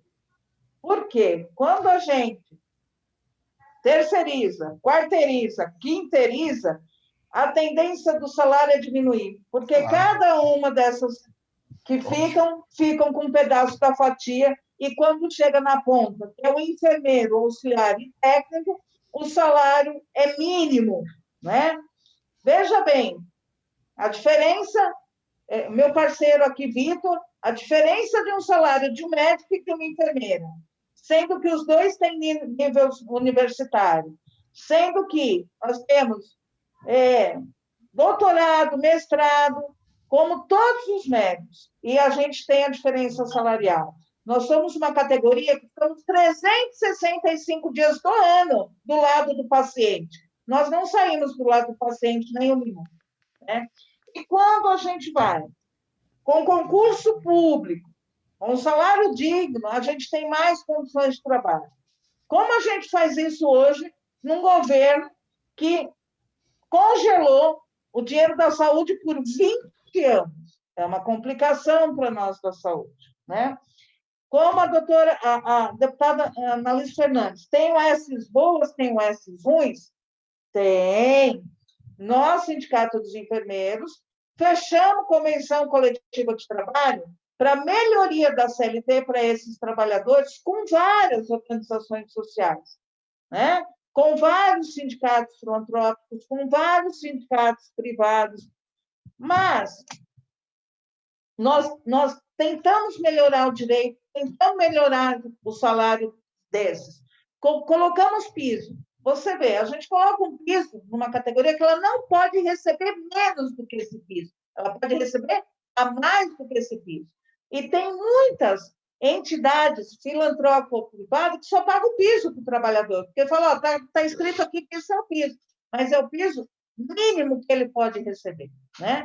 Então, nós temos algumas dificuldades. Não com todas, né? Tem enfermeiros que ganham muito bem, mas a média salarial dos enfermeiros não passa de R$3.000 no estado de São Paulo, né? Você tem lugares que pagam bem e lugares que pagam mal. Agora, você vai para uma empresa privada, colocando todo o seu empenho, todo o seu poderio, e tu chega lá e tu é dispensado, né? Então, você não tem a garantia. Você tem a garantia de estar prestando cuidado ao paciente até onde você serve como patronal. Ponto. Passou daí, não serve mais, você é dispensado. Então, você tem como os hospitais de campanha hoje dispensaram mais de 160 enfermeiros nessa pandemia, sendo que a gente tinha que contratar enfermeiros e não dispensar, né? E foram mais de 160 enfermeiros dispensados. E a pandemia não acabou. Desses 160, mais de 300 estão mortos. E a pandemia não acabou.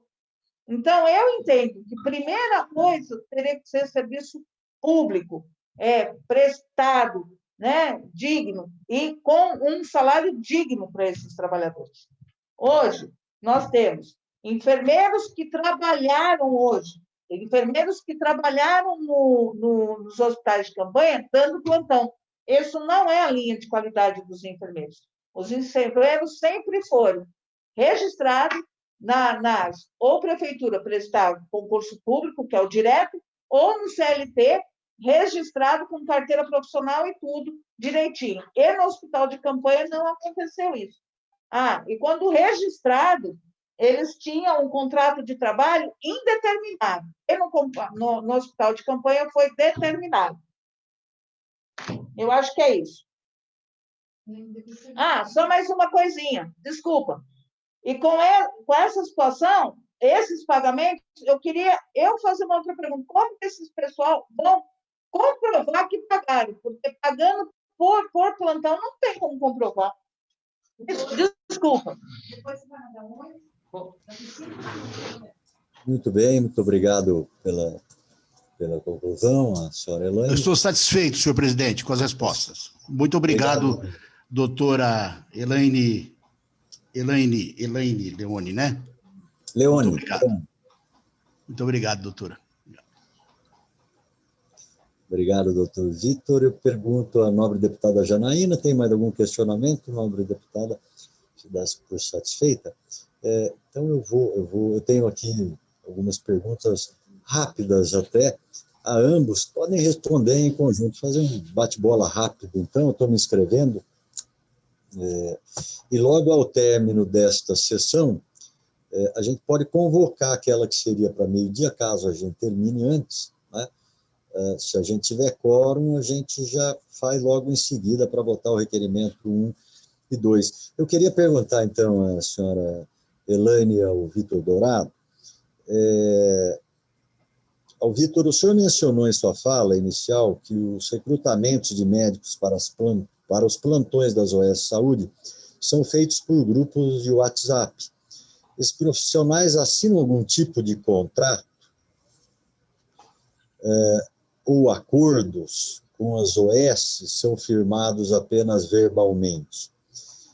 Isso também vale aí para a Elaine. E como funcionam os pagamentos? Eles são feitos informalmente, em dinheiro, transferência bancária? Como são feitos os pagamentos?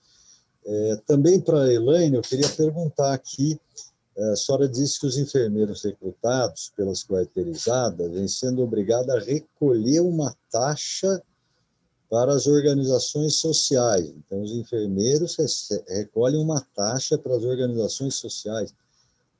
A que título são essas taxas recolhidas? E qual era a justificativa? E quais OS que adotam essa prática? Com que periodicidade isso acontece? Se eram sempre o mesmo valor? E perguntar quantos filiados tem o sindicato dos médicos e quantos filiados tem o sindicato dos enfermeiros. Muito obrigado. Passo a palavra aos senhores.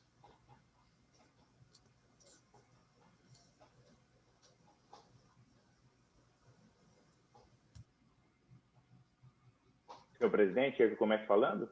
Por favor, Vitor, pode iniciar, depois a Elaine. Estamos te ouvindo. Tá bem, então. Começa aí, então, vamos lá. Beleza. Com relação, primeiro, o que o senhor perguntou com relação aos tipos de contrato. Então, para começar, normalmente nas entrevistas nos perguntam se os médicos sabem, por exemplo, dos contratos firmados entre a OGS e a SPDM e a ABAS, ou então das outras empresas quarteirizadas, né, a Prime, a Valorimed, Bueno, com as suas OS respectivas. Primeiro que esse tipo de contrato, esse tipo de negociação não chega para os médicos, na maioria das vezes, porque os médicos são contratados por essa quarteirizada e sabem somente da sua vinculação com essa quarteirizada, não sabem detalhes de como é feito o contrato, de quais seriam as obrigações dessa quarteirizada com a empresa terceirizada, com a OS maior. Com relação a esse tipo de... como é que foi feito o contrato no caso dos hospitais de campanha? O modelo predominante nos hospitais de campanha era que os médicos eles firmavam um contrato de sociedade com a empresa, a OGS, no Anhembi, né? Então, eles tinha uma pessoa do cartório que ficava na unidade. Senhor Vitor, OGS. Por gentileza, o senhor pode falar um pouco mais alto, um pouquinho mais devagar? Está dando um delay aqui. Claro, né? perdão. Por gentileza. Perdão. Vou tentar falar mais devagar, um pouco mais alto.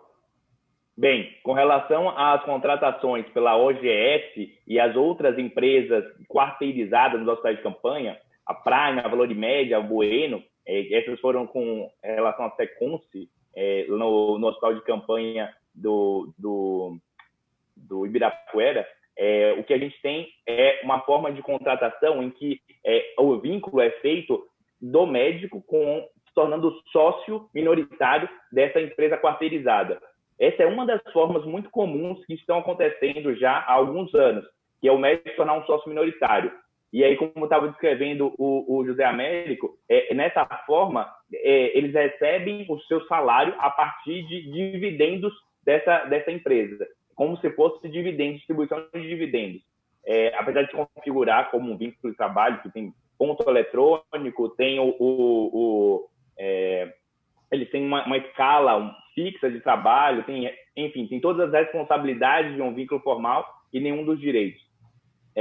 Nessa forma de sociedade, eles assinam um contrato, sim, para se tornarem sócios e um contrato mínimo com algumas obrigações que eles vão ter que prestar. Então, nessas unidades de hospital de campanha, eles tinham que firmar um contrato mínimo que não dá muitas garantias. A única coisa prevista, basicamente, de direitos era que o fornecimento de equipamentos de proteção individual seria feito através dessa empresa quarteirizada. Basicamente, esse era o direito que eles apresentavam nesse contrato.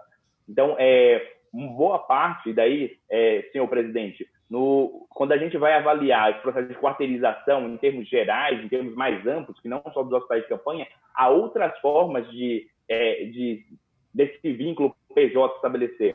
Às vezes, o médico ele se apresenta como uma PJ própria para poder fazer a contratação. Inclusive, no Sindicato dos Médicos, nós já tivemos denúncias de processos seletivos em que era feita uma licitação para ver qual empresa oferecia o menor valor para o plantão.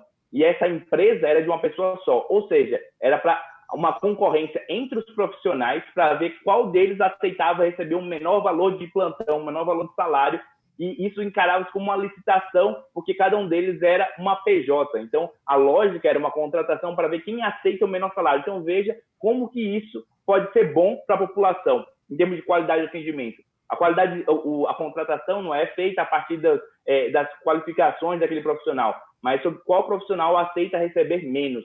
Então, isso, no contexto do fornecimento da força de trabalho, acaba gerando que essas empresas quarteirizadas, quando elas têm muito pouca fiscalização também, elas acabam, inclusive, contratando médicos em especialização, médicos que não estão na sua formação direcionada para aquele tipo de trabalho. Então, seja no caso de anestesistas, de pediatras, o médico sem a sua formação completa já é contratado por essas quarteirizadas porque não há qualquer tipo de fiscalização para elas. Então, assim, uma precarização não só das condições de trabalho, mas da qualificação desses profissionais. E como eu estava falando, nos hospitais de campanha, como a rotatividade era muito grande, os treinamentos com relação ao atendimento da Covid eram muito prejudicados.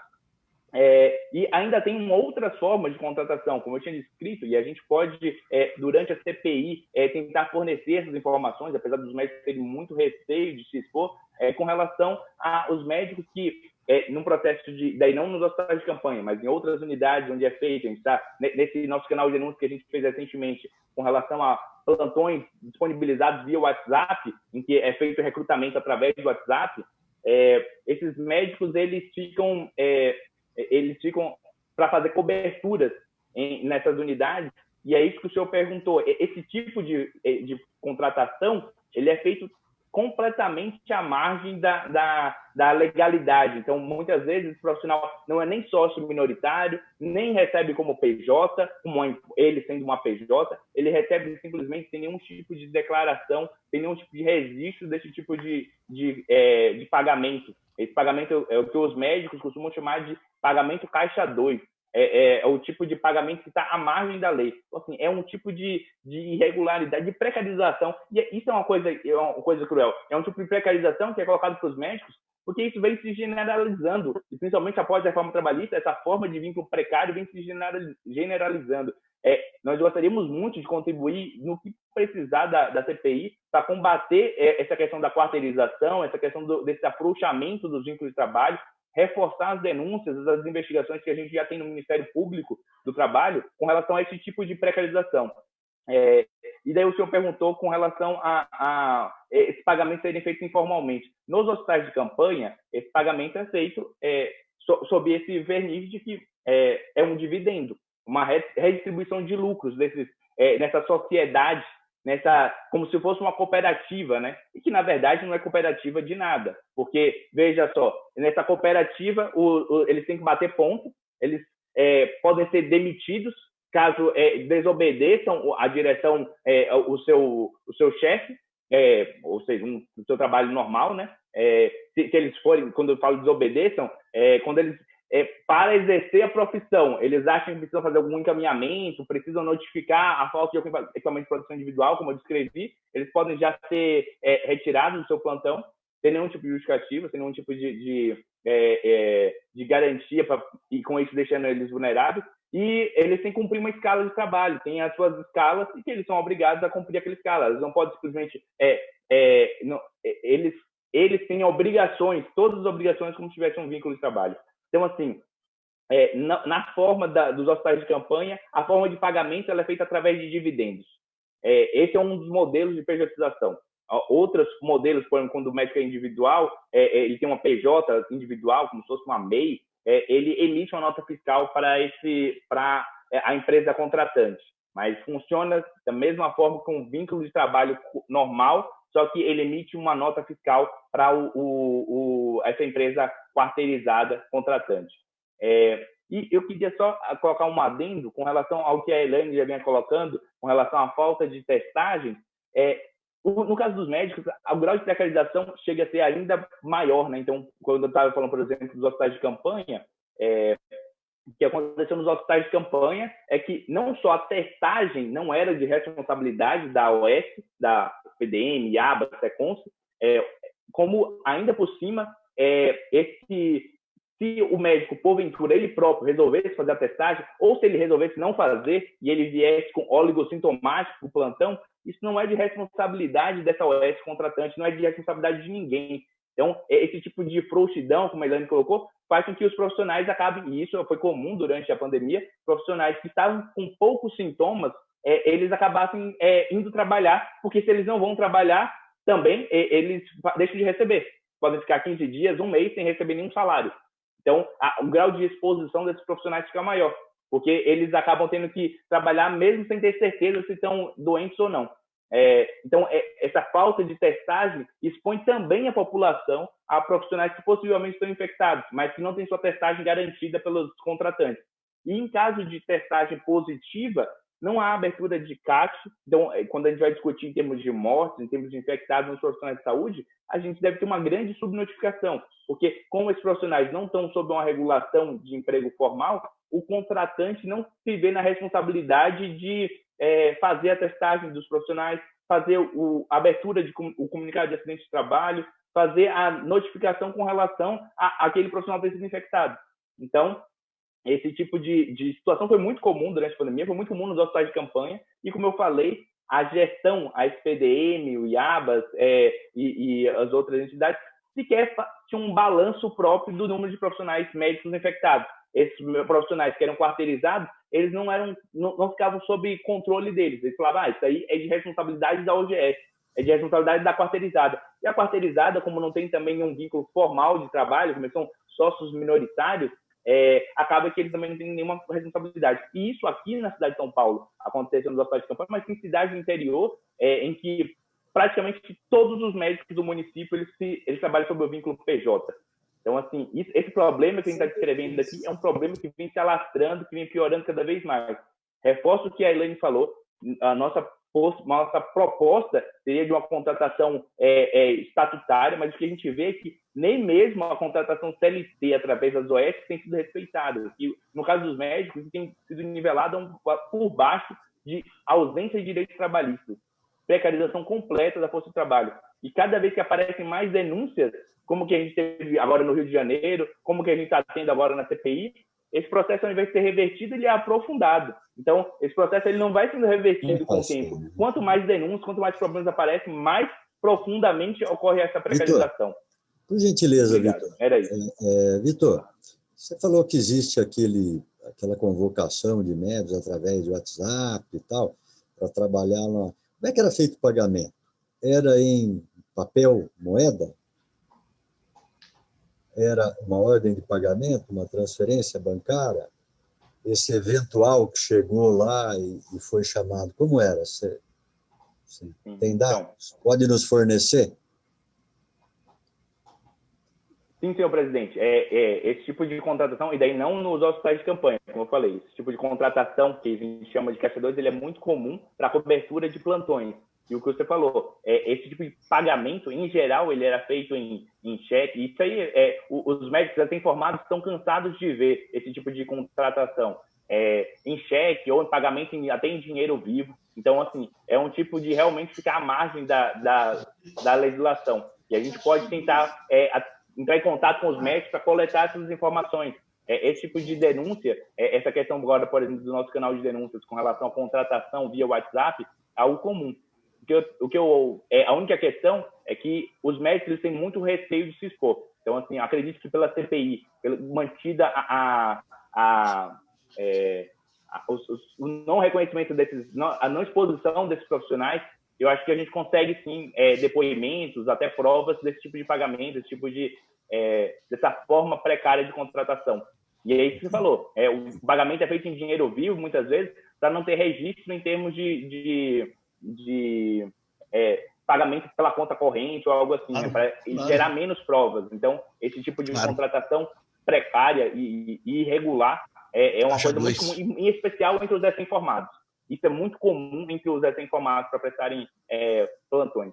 E a gente, a gente gostaria de fornecer essas informações, sim, senhor presidente. Nós gostaríamos que você nos encaminhasse para que a gente pudesse aprofundar isso. Quantos filiados tem o sindicato hoje, Vitor? Perdão, senhor presidente. A gente deve ter por volta de 1.200, algo assim. O grau de sindicalização, e ele vem caindo, em especial depois da reforma trabalhista, né, com o financiamento do sindicato diminuindo e com as possibilidades de ação também diminuindo. Então, isso é até uma das questões que faz com que nós tenhamos mais limitação de ação judicial. Então, assim, a nossa possibilidade de ação em termos de denúncia e tal, foi se enfraquecendo com a diminuição das receitas do sindicato promovido pela reforma trabalhista. Quantos médicos temos no estado de São Paulo hoje? Olha, no balanço do CREMESP de 2018, a gente tem por volta, no estado, que o Sindicato dos Médicos, apesar de ser estadual, ele tem municípios que não são cobertos, mas no estado ele tinha por volta de 120 mil profissionais. Na base do Sindicato dos Médicos de São Paulo, deve ter por volta de 90 mil profissionais. Aqui na cidade de São Paulo, por volta de 60 mil profissionais médicos. Então, a gente tem um índice de sindicalização baixo na categoria. Muito bem. Eu quero, em nome da CPI, agradecê-lo e parabenizar e cumprimentar esses cerca de 120 mil médicos que estão na frente de trabalho, se dedicando, colocando a vida em risco, salvando vidas, dia e noite. Por favor, nos encaminhe essas denúncias que são gravíssimas, né? Que demonstram realmente caixa 2, quarteirização, por onde nós queremos tentar fechar esse vazamento aí. Não quero falar no processo de Lava Jato, porque parece que a gente fica falando de partido, mas as quarteirizações dão um vazamento importante em termos de corrupção, e é o que nós estamos vendo hoje nessa operação Raio-X aí, ontem, hoje, estamos vendo no país inteiro, e que vai se aprofundar muito, e nós esperamos que aprofunde mesmo. Muito obrigado. Passar a palavra a Elaine Leone e depois vou dar encaminhamento na sessão. Bom, obrigado. Tem a palavra, Elaine. Obrigado pela... Ok. Excelência, o senhor fez duas perguntas a mim. E eu vou ler duas cláusulas para vocês, ok? Uma da cláusula é, parágrafo 1º, fica o contratante ciente de que o profissional autônomo, sendo assim 100% responsável pelo atendimento aos pacientes e equipamentos eles cedidos, devendo seguir os procedimentos conforme as normas técnicas e de segurança. Essa é uma cláusula. Segunda cláusula. O valor cobrado pela prestação de serviço à contratada será de R$ 10 por mês, a ser pago todo dia 10, sendo devido mês a mês durante todo o período em que a contratante mantiver o cadastro ativo. Isto foi colocado para os profissionais enfermeiros lá em Brasilândia, por uma contratada e contratante. Isso foi colocado lá no Hospital de Brasilândia para trabalhadores enfermeiros, para que eles pudessem ter o contrato deles ativo, recebendo diariamente R$140 ou R$160. Não tinha vínculo empregatício, era plantão. Isto é mais comum aos médicos. Nós, enfermeiros, não conseguimos trabalhar assim, porque o nosso trabalho, a terminação, sim, ele tem que ser contínuo. E, desta maneira, os enfermeiros não conseguiam ter nada além dos R$140 que rege toda a nossa convenção coletiva perante a FUNESP. Por gentileza, então, seria como burlar a lei. Elaine, oi. Desculpa, mas para mim não ficou claro a que título era cobrado esses R$10, só para deixar mais claro, mais transparente, para que a gente tenha um entendimento. O trabalhador ele tinha que se associar como se ele fosse sócio da empresa aonde ele estava procurando serviço. Isso está tudo no contrato de trabalho. Sobe lá um pouquinho para mim. Isso está tudo no contrato de trabalho. Contratada, Univita, enfermagem e serviços. Com sede na Avenida tal, não sei o que tal. Nós temos o contrato aqui que eles mandavam para os trabalhadores. É que talvez, né, Elaine, presidente, seria uma forma de contribuição compulsória dos trabalhadores, dos profissionais, a essa quarteirizada, né, considerando que já é uma terceirização através da OS, existe a quarteirização, da quarta ou quinteirização, e já com essa cláusula contratual que a presidente informou, que havia, de forma expressa, essa contribuição compulsória dos trabalhadores, né, dos profissionais, para essa instituição. E acredito eu que ao longo da CPI, o sindicato possa prestar mais informações nesse sentido, né, caso necessário.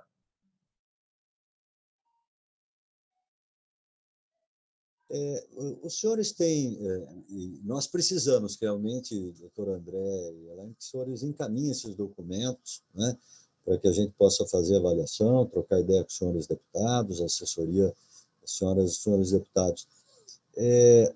Vocês sabem se esse recurso, esses R$10, seja o que for, né, para comprar um vale, né, um vale entrada, parece, né, para trabalhar pagavam alguma coisa ou para ficar sócio de uma empresa. Vocês vão mandar a documentação, nós vamos discutir mais isso. Mas era quarteirizada, quinteirizada, ou esse dinheiro iria para a OS? Esse dinheiro que os enfermeiros tinham que dar, vocês sabem isso? Não, para nós ainda não chegou para onde ia esse dinheiro. Isso a gente não sabe. Tá? Só que eles tinham que deixar na empresa. Todo mês, dia 10, tinha que deixar os R$10. que a gente assimilou como a data 10. Ah, todo mês tem 10, é isso? Isso. Tá. Elaine, quantos filiados tem o sindicato hoje, por gentileza? Nós estamos em torno de 18 mil filiados. 18 mil. E quantos enfermeiros nós temos no estado de São Paulo hoje? A senhora tem? 144 mil. 44 mil. Com auxiliares e técnicos, chega a 500 mil. Esse problema da taxa, até para deixar mais claro, era só em Brasilândia? A denúncia que chegou para nós e que a gente conseguiu constatar pelo fato de estar com um comprovante em mãos, só esse. Lá é Iabas, a oeste? Agora é Iabas. Agora lá é Iabas. Quem está lá agora é o Iabas. Mas o contrato não é deles. O contrato é da Unividas. Univida, com 2 T no final. O Iabas tem um contrato, acredito eu, no Brasilândia, que é em relação ao setor Covid, que justamente saiu do AMB e migrou, salvo engano, para o Brasilândia. Pode ser que já tenha uma outra parte lá que seja esta quarteirizada ou quinterizada, eu não sei em que pé que já está, né? Mas está passando por 4 já. Ok. Por gentileza, então, encaminhe os documentos para que a gente possa pedir para a nossa assessoria aqui entrar em contato com os senhores, para que os senhores forneçam os documentos para a gente avaliá-los, porque é uma denúncia gravíssima, né? As que os senhores fizeram hoje.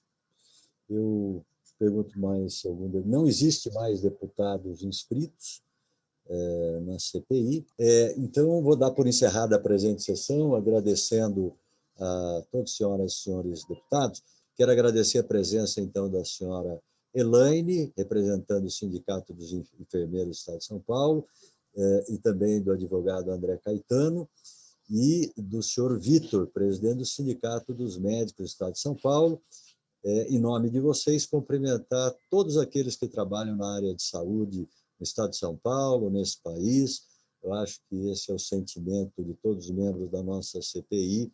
Agradecê-los pelo trabalho dedicado dia e noite que os senhores têm feito para salvar as vidas nessa pandemia que assolou o mundo. Muitíssimo obrigado. Dou por encerrada a presente sessão, então. Você acompanhou o Giro das Comissões. Se você perdeu parte do programa e quer rever o que aconteceu no Parlamento Paulista, basta acessar o nosso canal no YouTube ou as nossas redes sociais. Até o nosso próximo programa aqui na Rede Alesp.